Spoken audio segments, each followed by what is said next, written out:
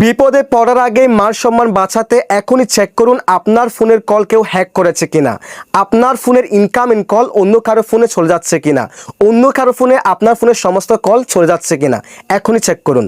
এজন্য আপনি আপনার ফোনের ডায়াল প্যাডের অ্যাপসটাকে ওপেন করে দিবেন, দেন এখানে প্রেস করবেন *#62# এই কোডটি প্রেস করে আপনার যে দুটো সিম থাকবে প্রত্যেকটা সিমে আপনি চেক করে নেবেন, সিমটাকে সিলেকশন করবেন, তাহলে কিন্তু অটোমেটিক্যালি জাস্ট আপনি একটু অপেক্ষা করবেন।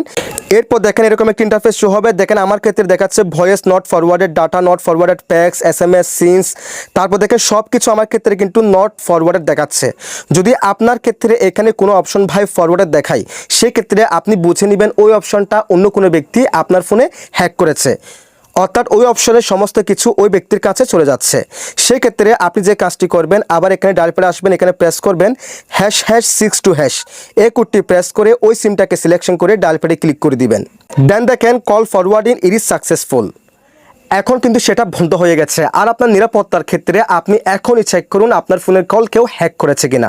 আর নিয়মিত এরকম গুরুত্বপূর্ণ ভিডিও পাওয়ার জন্য পেজটিকে ফলো করে রাখবেন, ভিডিওটি শেয়ার করে দিয়ে অন্যকে দেখার সুযোগ করে দিবেন।